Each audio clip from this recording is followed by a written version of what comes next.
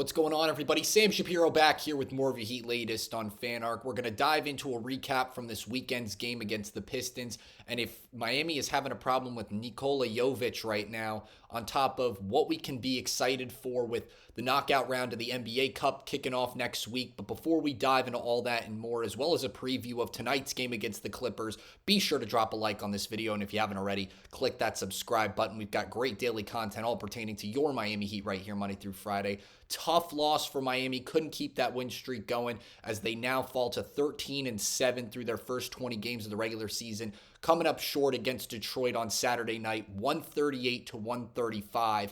And quite honestly, the starters were kind of the reason Miami was able to get back into this game, especially with a 44-point fourth quarter. But this was kind of reminiscent to, I feel like, some other performances we've seen Miami where they've actually been able to come out on top in a number of matchups. I'm thinking really what comes to mind is the game against the Warriors and then the game against the Mavericks last week, where kind of in the beginning, Miami had struggles really getting into a rhythm shooting wise. And at least through this first half, I believe they were shooting around at least 35%, kind of within that ballpark.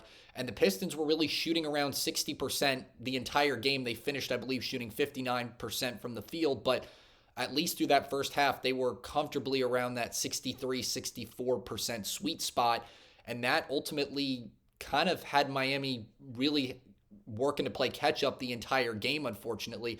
The Pistons were up 71-59 at half, so Miami definitely had to battle back in the second half, and they did a great job, quite honestly, trying to do that. But ultimately, it wasn't really enough, despite scoring at a very efficient clip in terms of finishing the game with 135 points. And they did shoot 50% overall from the field, so they did get their shots to fall a little bit later. But this is, I feel like, something we've kind of seen in a number of games for Miami over the course of this season. And if they could just at least start some of these games shooting closer to 45-46% like we do in, the second and third quarters in a lot of these games that I'm mentioning, that they wouldn't necessarily need to work as hard in terms of trying to battle back in a lot of these scenarios. And don't get me wrong, there were definitely some guys for Miami that, like I said, the starters really kept them in this game. Tyler Hero, 24 points, didn't shoot the ball so well, but Andrew Wiggins had a stellar night, 31 points on 10 of 15 shooting. Norman Powell, 28 points on 9 of 16 shooting. Bam with 15 and 10. And Kel'el Ware, unfortunately, not doing as amazing, but we've seen him at least play a bit more aggressively when he is in that starting role. And now, obviously, with Hero back in the mix, I don't know if that's going to be a major make or break change, but I definitely, I don't know. I like Davion Mitchell starting at the 1, but I definitely think we could possibly see a more efficient Kel'el Ware in that starting 5 spot and playing Hero at the point guard position to start some of these games. But ultimately, it was tough to kind of see Miami not be able to come out on top, extend their win streak against Detroit Saturday night. And I think a lot of that had to do with the slow start they kind of had in this game. The rebounding battle and the turnover battle wasn't necessarily so one-sided, but at this point, if Miami had beaten the Pistons, they'd pretty much dealt with really every major team, excluding Toronto at this point in the regular season. That could have been a major roadblock or tough matchup to deal with. They beat the Knicks already. They beat both the Knicks and the Cavs already. There were just a lot of, if they beat the Pistons, they'd be looking like they would have really proved themselves to be a serious, scary, contending team. And I think they still have already, but they would have had a much more compelling argument coming out with a win against the Pistons Saturday night. And unfortunately, they couldn't get in the win column, but I think a bigger problem that Miami has to worry about right now is what is going on with Nicola Jovic. He is just, I feel like, in terms of the efficiency we've been looking for, in terms of the type of player he's tried to be this season, we haven't really seen any inklings of him being that player that got this 3-year, $62 million contract extension not too long ago. But now I feel like we're seeing a reduction in his minutes. Obviously, been dealing with a hip injury over the last few games, excluding Saturday night where he returned. But, he had 10 minutes in that game and only 2 points, 1 of 3 shooting. It's not even that when he's on the floor. You know, going into the season, he was being marketed as a 6'10" point guard that really was a true forward. And he hasn't really been able to take the ball up very efficiently, solid facilitating. You know, he's shown signs of being a solid facilitator, but not as efficiently, I feel like, as we'd kind of hoped to see over the course of the season, averaging around 2 turnovers per game.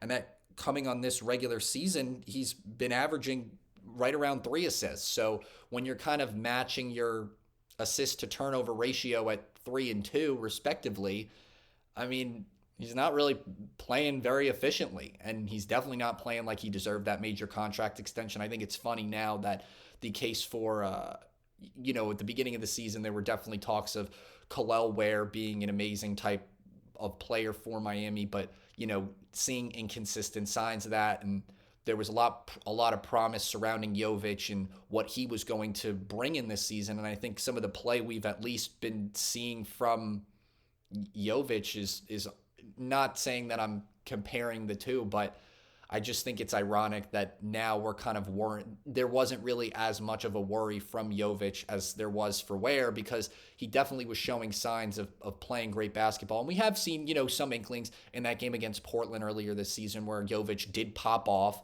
for an insane, I believe it was 29 points in that game.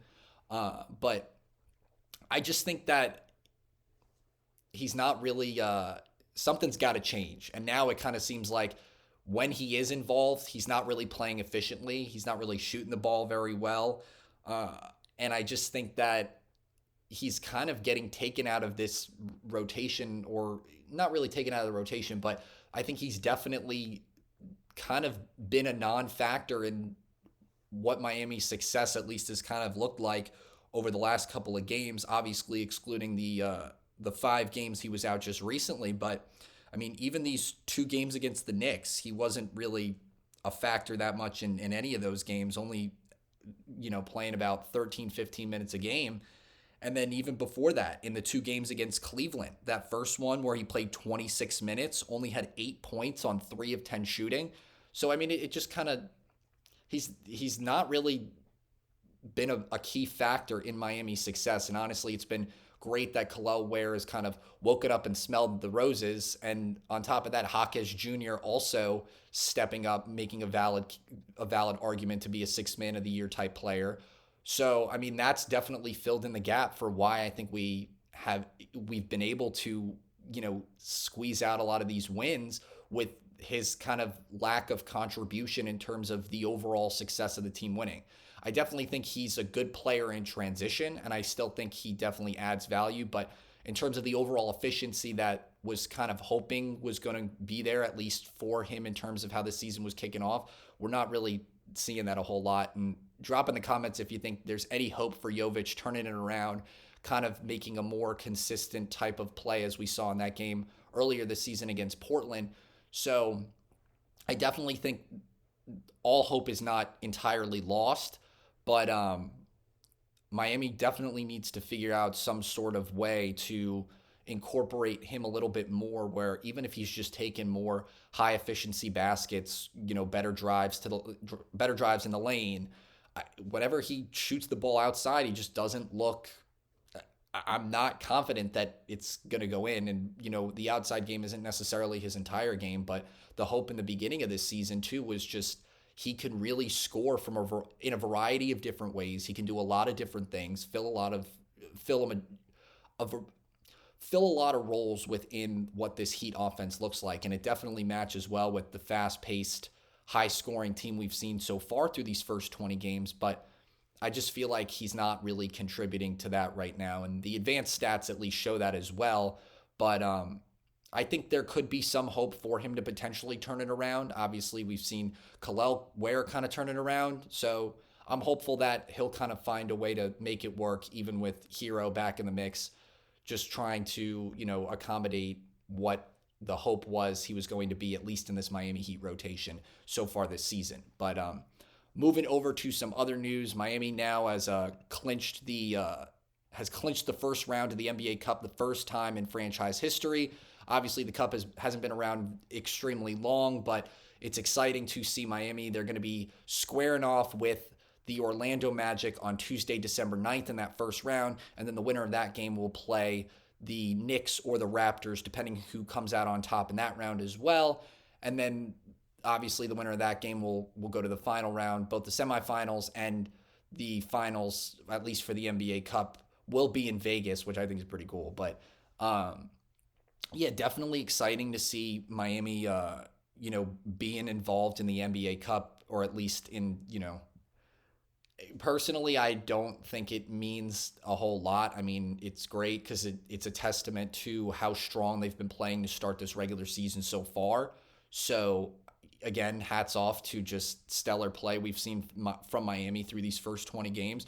Definitely was not thinking that that was going to be the case scenario, at least in the entirety of this offseason. But, even 3-1 finishing through those group stage play games. I mean, hats off to Miami, and they're keeping the train going now with Hero back in the mix. And I'm excited to hopefully see them bring home an NBA Cup, if anything, assuming that the rest of the season doesn't go how it's at least started. So, excited for that game. And we're going to have, obviously, the breakdown of how Miami plays throughout that, what things they can kind of do in preparation beforehand, and what things might work out well for them as the NBA Cup, or at least, the final stages of the NBA Cup are right around the corner next week. But moving over to tonight's game, Miami is playing the Los Angeles Clippers. They're hosting them.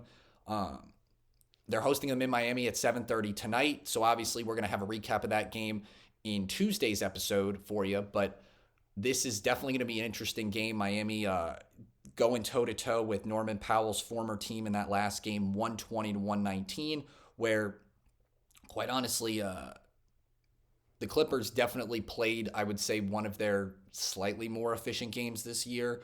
But, Kawhi Leonard having a pretty solid game, 27 points.